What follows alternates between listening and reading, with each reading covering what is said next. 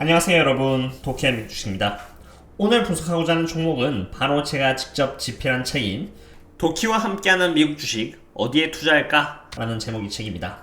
지금까지 도키와 미국 주식 채널을 운영하면서 많은 구독자분들의 요청 덕분에 100개가 넘는 기업들을 하나하나 다 분석을 했는데요. 어떠한 공식을 통해서 제가 미국 주식들을 분석했는지 이 책을 통해서 제가 보여드리고자 합니다. 먼저 이 책은 총 70개 기업을 대상으로 분석을 하고 있습니다. 아마 여러분들께서 갖고 계신 종목들 또한 분석이 되어 있을 것으로 생각이 되는데요. 튜토리얼 1번으로 테슬라를 포함해서 19번인 C그룹까지 모두가 주목하는 꿈의 기업을 안에 넣었고요. 그 다음에 꼭 체크해야 하는 분야별 강좌라는 섹션으로 20번 보잉을 시작해 47번 드래프트킹스까지 넣었습니다. 그리고 마지막 섹션인 시장 뒤에 숨어있는 성장 기업으로 48번 엔페이스를 시작으로 해서 70번인 아쿠아바운티까지 분석을 해놓았습니다. 그리고 마지막 부분은 부록으로 제가 기업을 분석할 때 사용하는 도구들 그리고 도구들의 사용 방법에 대해서 적어놓은 부분인데요. 이 부분은 영상의 설명과 함께 풀어나가도록 하겠습니다. 가장 먼저 이 책은 튜토리얼과 함께 종목 분석이 시작됩니다.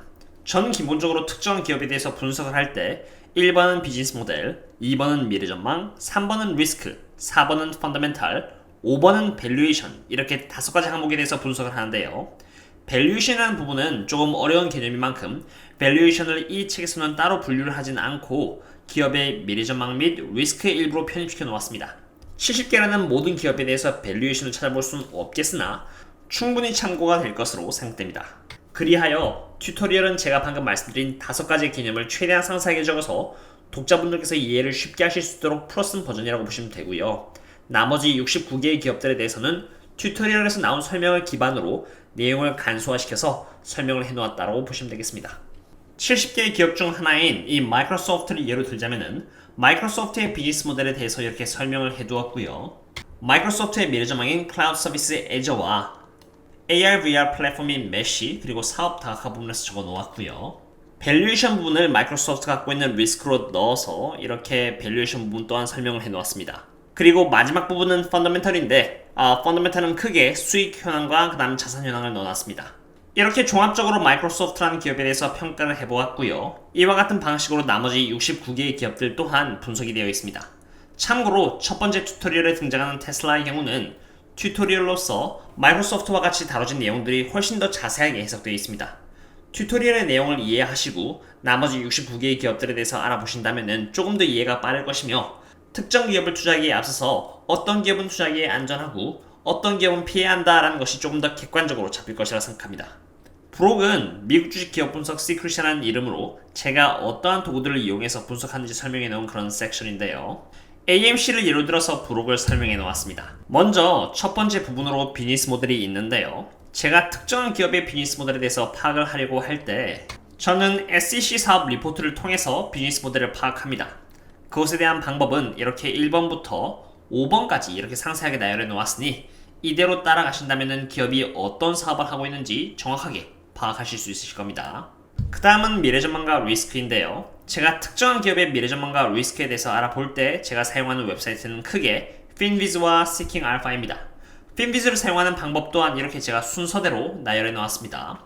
그리고 finviz를 참고할 때 저는 주로 애널리스트들이 기업에 대해서 어떤 레이팅을 주었는지 그리고 특정한 뉴스 기사가 있는지 없는지 검색할 때 주로 finviz를 사용합니다.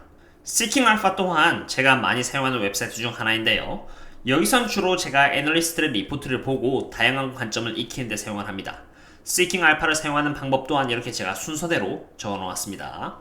그 다음은 밸류에이션입니다. 제가 밸류에이션을 할 때 참고하는 웹사이트는 크게 Y차트 그리고 FastGraph 이렇게 2가지인데요. Y차트와 FastGraph는 둘 다 유료이나 Y차트의 경우 가입을 하면은 7일 동안 무료로 사용할 수 있는 그런 서비스를 제공합니다. 반면 FastGraph의 경우는 무료 서비스가 전혀 제공되지 않아 따로 책에 담진 않았는데 FastGraph의 경우는 책 중간중간에 제가 집필하기도 했고요. 제가 라이브로 종종 다루기에 여기에서는 Y차트만 이렇게 설명을 해두었습니다. Y차트는 주로 제가 특정 기업의 멀티플을 볼 때 참고를 하며 다양한 멀티플의 개념 또한 이렇게 적어 놓았습니다. 이제는 펀더멘탈인데요. 사실 펀더멘탈이야말로 제가 가장 중요시 생각하는 부분 중 하나라고 해도 과언이 아닙니다. 펀더멘탈을 체크할 때 저는 보통 레이즈 FA를 참고하는데 레이즈 FA에서 제가 참고하는 부분들을 이렇게 상세하게 적어 놓았습니다. 레이지 FA에서 펀더멘탈을 체크를 할 때 기본적으로 알아야 되는 그런 개념들에 대해서 이렇게 굉장히 상세하게 설명을 해놓았으니 이러한 설명서와 함께라면 레이지 FA를 사용하는데 큰 무리는 없을 것으로 생각됩니다. 어떠셨나요 여러분? 오늘은 이렇게 도키와 함께하는 미국 주식 어디에 투자할까라는 책에 대해서 분석을 해보았습니다.